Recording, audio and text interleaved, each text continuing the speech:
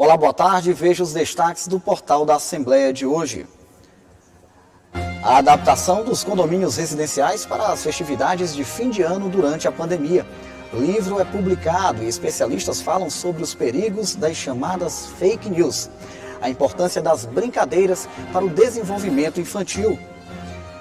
Você vai ver ainda uma reportagem especial sobre a consciência negra. O portal da Assembleia está começando.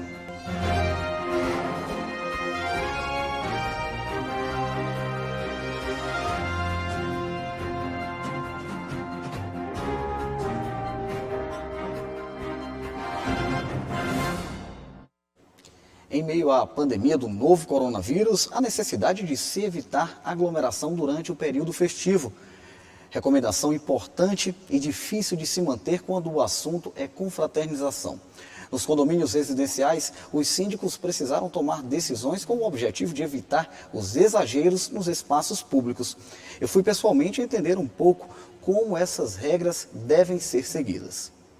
Fim de ano e muita gente na expectativa para as festividades.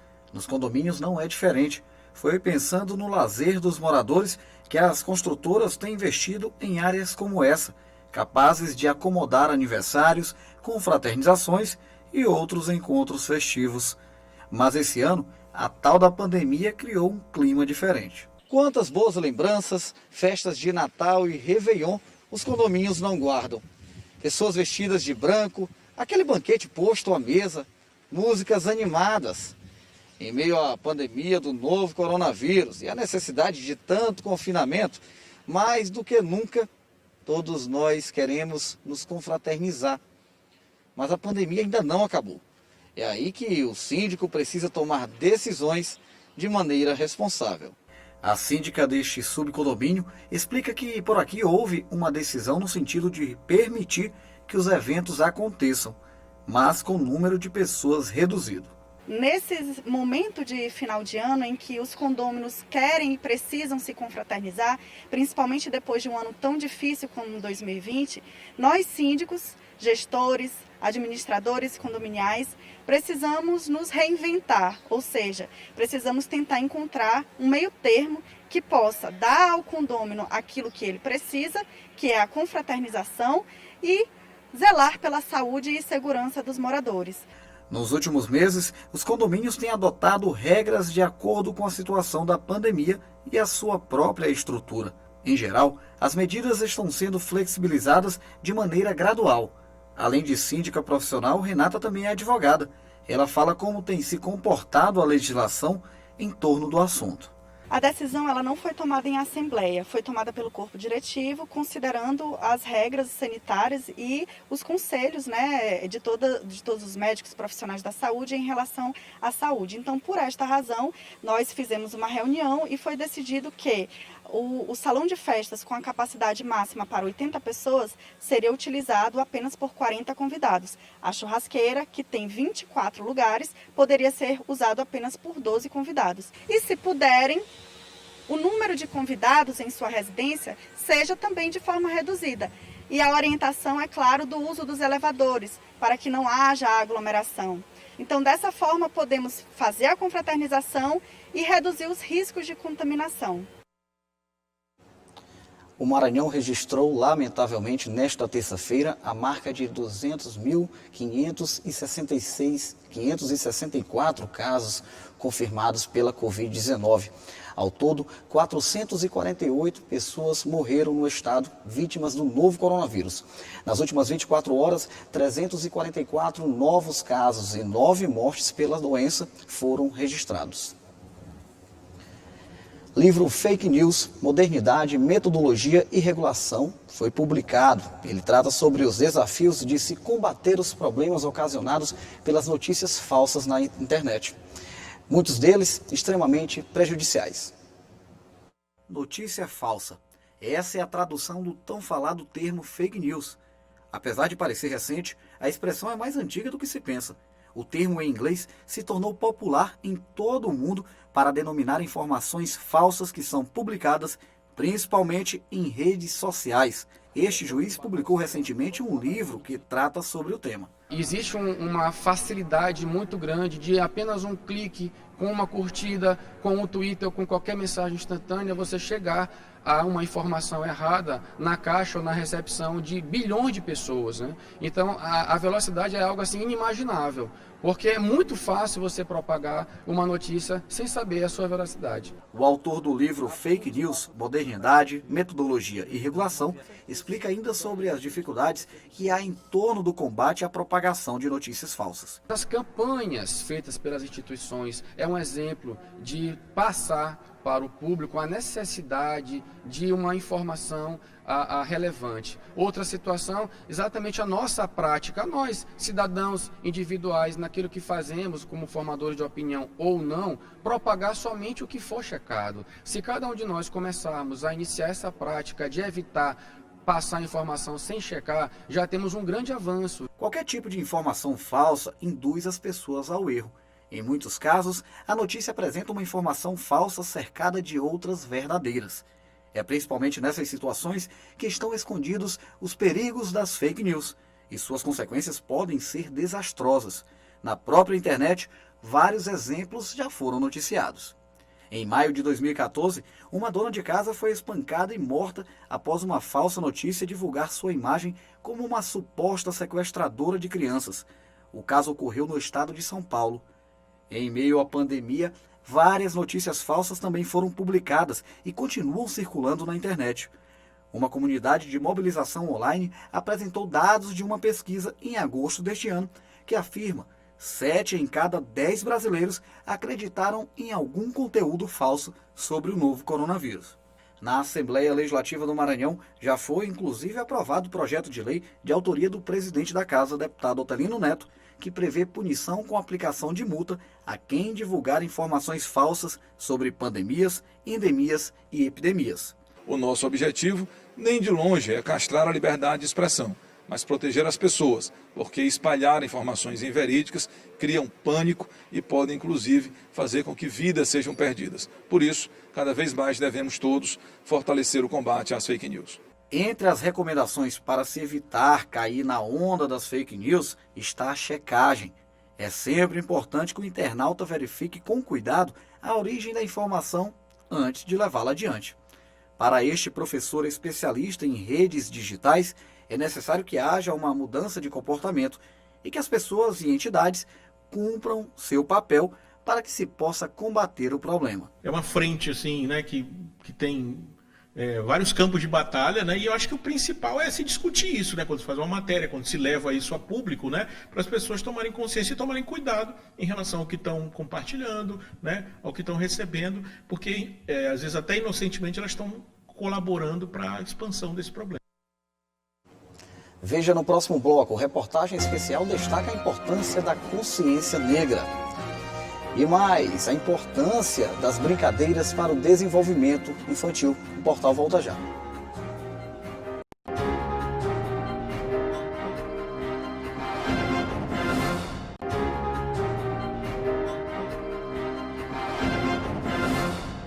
O termo ganhou notoriedade no Brasil em 1970, em razão da luta de movimentos sociais que atuavam pela igualdade racial. Consciência negra representa o símbolo da luta pela resistência e a consciência de que não existe inferioridade na cor da pele. Esse é o assunto da reportagem que a gente assiste agora. A história de Bernardo Silva Rodrigues é de superação. Um menino pobre cresceu com 9 irmãos numa periferia de São Luís e virou doutor. Desembargador e vice-presidente do Tribunal de Justiça do Estado, ele tem orgulho de dizer que foi criado pelos pais com dignidade e aproveitou as oportunidades que surgiram na vida. Para ele, a diferença entre as pessoas está no caráter, nos talentos e não no gênero ou na cor da pele. Homem não é melhor do que mulher. Branco não é melhor do que preto.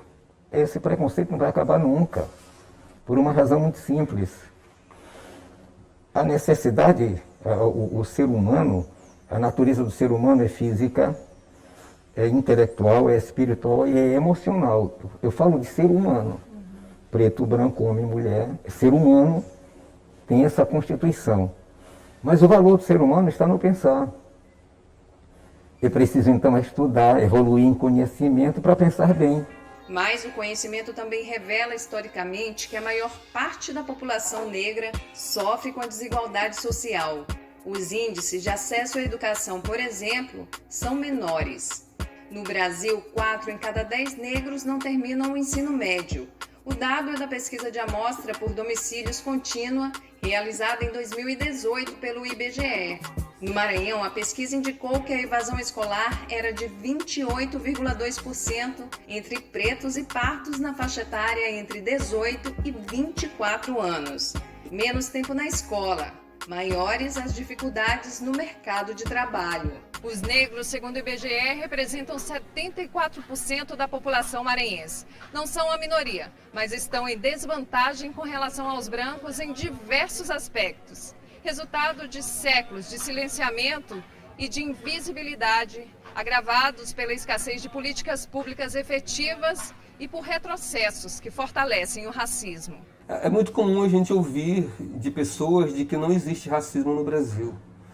Basta olhar os indicadores sociais de acesso a direitos, de acesso a trabalho, de nível salarial, que a gente vai ver que as menores posições salariais, que os menores cargos nas hierarquias empresariais são dos negros. E a condição da mulher negra é ainda mais agravada, porque ela é vítima maior de violência, ela é vítima maior do acesso a trabalho e dos salários mais baixos. A cantora Anastácia Lia já enfrentou várias situações de racismo.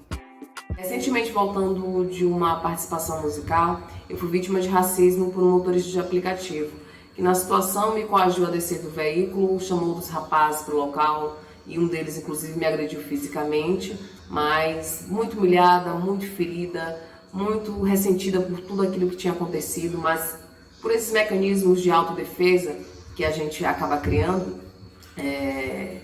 me muni de forças, né, que eu tenho referências para isso, né, das militâncias, das pessoas que me inspiram, e denunciei. A Lei 7.716, em vigor desde 1989, estabelece punições para quem comete crimes de preconceito. Segundo dados da Delegacia de Combate aos Crimes Raciais, localizada em São Luís, entre 2019 e 2020, foram concluídos 18 inquéritos de racismo e outros 18 estão em conclusão. Em 2019, foram registrados 119 casos de injúria racial. Já em 2020, 101 casos na região metropolitana de São Luís.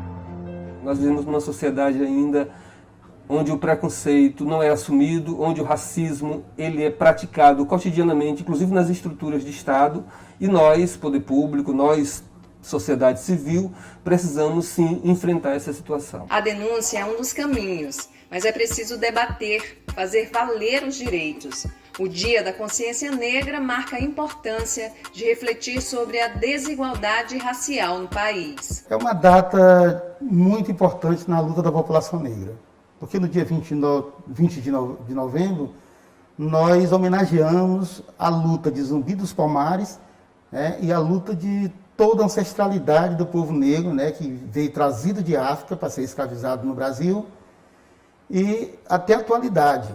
Cada vez mais se ouve falar, cada vez mais se combate, e ganhando muito apoio também. Hoje, grande parcela da população brasileira, seja de qualquer etnia, brancos, indígenas, apoiam essas lutas. O Brasil é um país negro que tem que valorizar o povo preto, né?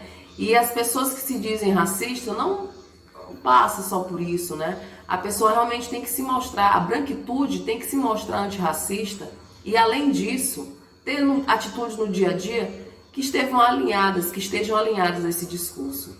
Racismo é crime, denuncie.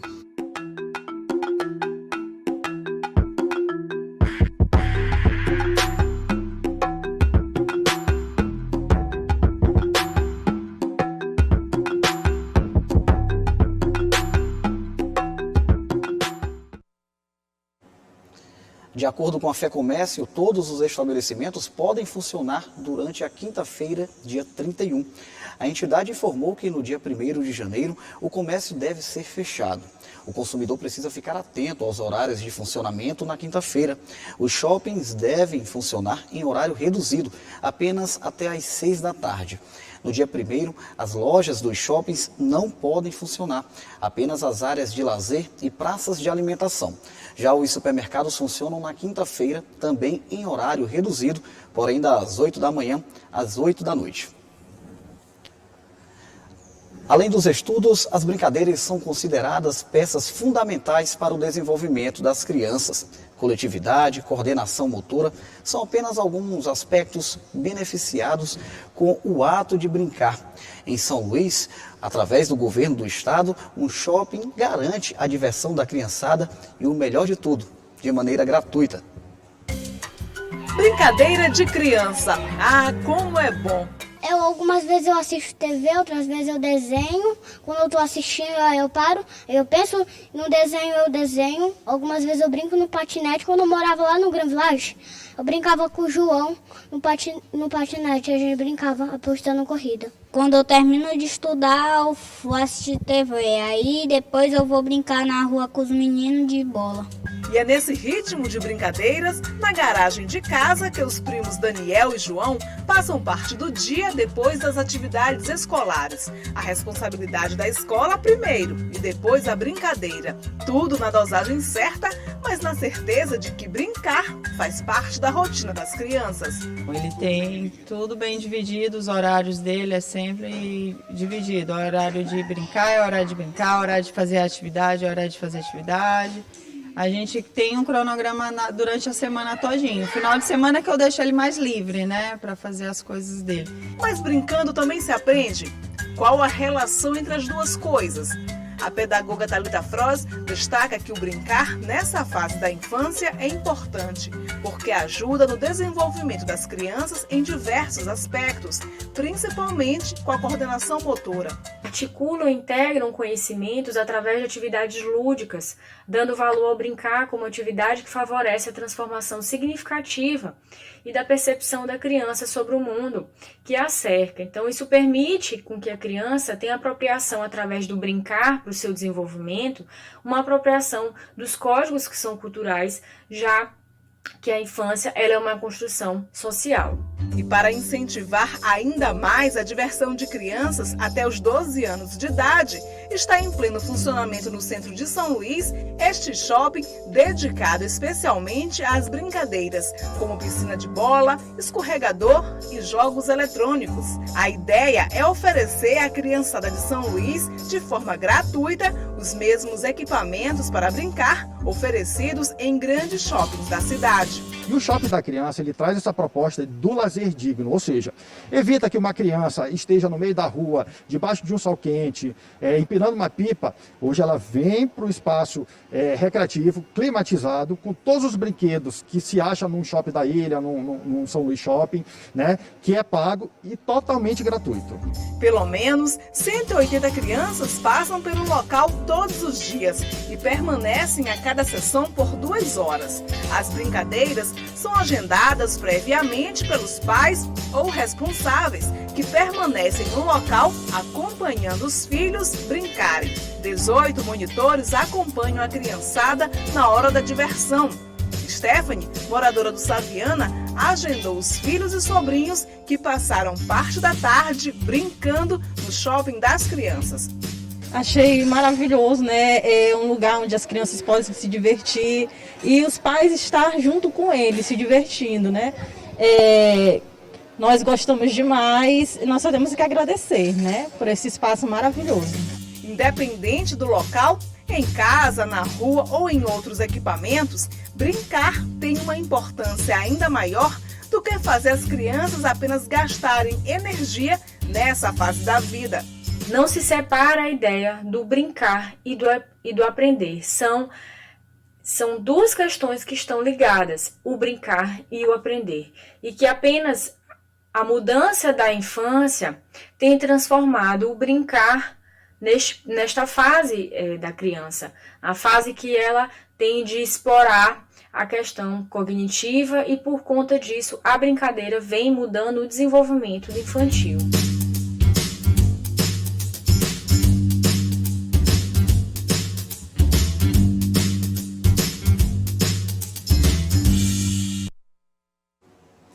O Portal da Assembleia de hoje fica por aqui. Para rever as reportagens desta edição, acesse o site al.ma.leg.br/tv. Tenha uma ótima tarde e até amanhã.